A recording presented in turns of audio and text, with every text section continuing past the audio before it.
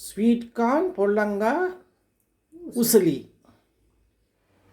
வணக்கம், நலம் தானா வியூவர்ஸ்.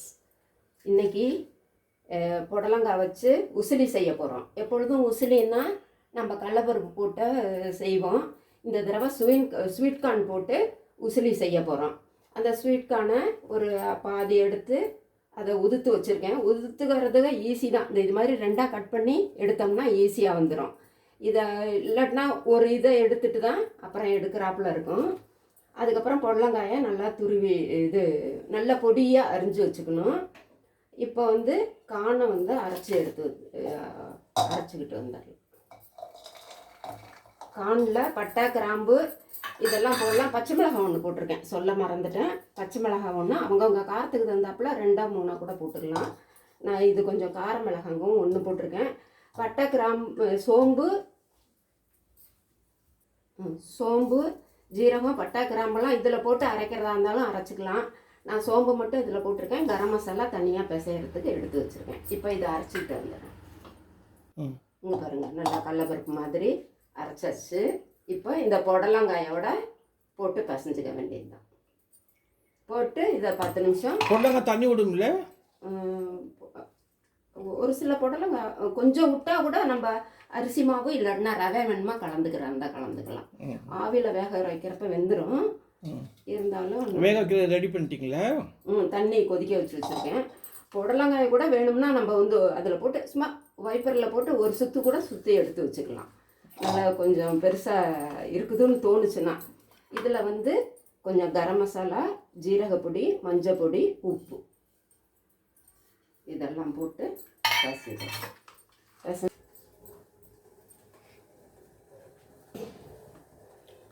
சொல்லி இப்போ ஆவி வேக வைக்கிற பாத்திரத்தில் அதை போட்டு இப்போ வேக வச்சாச்சு. எல்லாம் போட்டு அதில் பிசைஞ்சு ஒரு 10 நிமிஷம் நல்லா வேக விடணும். இப்போ தாளிக்கிறோம். கடுகு, கொஞ்சம் உளுத்தம்பருப்பு, இஞ்சி பூண்டு பேஸ்ட்டு, வெங்காயம்,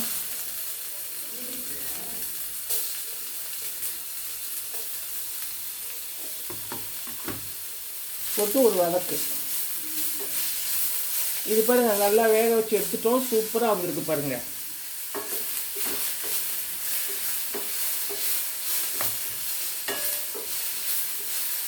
இது நல்லா வெந்துருச்சு. வெந்தோன்னா இதுக்கு வேண்டிய உப்பு, கொஞ்சம் உப்பு போட்டோம்னா நல்லாயிருக்கும். வெங்காயத்துக்கு உப்பு போட்டோம்னா சீக்கிரம் வெந்துடும்.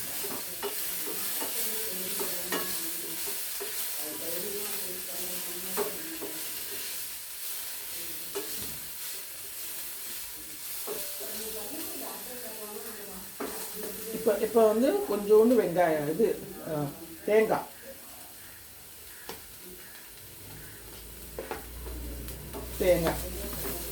சிம்மில் வச்சுட்டு செஞ்சால் தான் நல்லது. தேங்காய் ரொம்ப நம்ம சாப்பிட்றப்ப நல்லாயிருக்கும். அதுக்காக தேங்காய் போட்டுட்டு அவ்வளோதான் தாளிக்கிறது. இதை நம்ம இதை வேக வச்சு எடுத்ததை இதில் போட்டுற வேண்டியதுதான். பொல்லங்காய், கார்ன் உசிலி.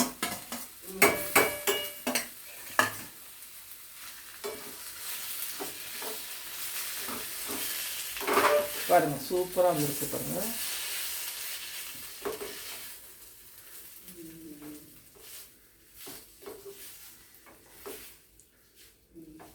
இதெல்லாம் ஒரு பட்டோம்னா பாருங்கள், சூப்பராக வந்துருக்கு. டேஸ்டியாக இருக்கும். நம்ம துவரம்பருப்பு போட்டு உசிலி செய்வாங்க, கடலைப்பருப்பு போட்டு உசிலி செய்வாங்க. அப்படி இது கார்ன் போட்டு நம்ம இந்த மாதிரி செய்கிறோம்.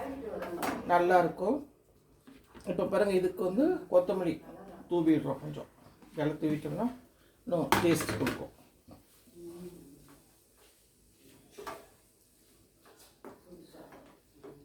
கொஞ்சம் வேகிறது. இப்போ வெந்ததுட்டு கொஞ்சம் இதாக இருந்தது. இப்போ பாருங்கள், கரெக்டாக வந்துருச்சு பாருங்கள்.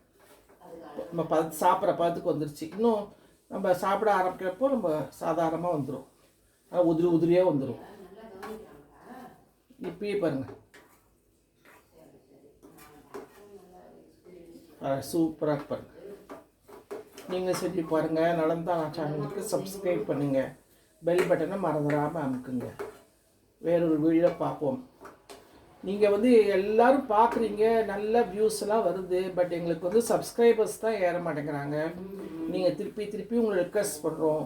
நீங்கள் வந்து சப்ஸ்கிரைப் பண்ணால் தான் நாங்கள் வந்து புது வீடியோ போடுறதுக்கு இன்னும் கொஞ்சம் எங்களுக்கு ஊக்குவிக்கும் இருக்கும். நீங்கள் அந்த மாதிரி ஹெல்ப் பண்ணுவீங்கன்னு நினைக்கிறேன். பாய்.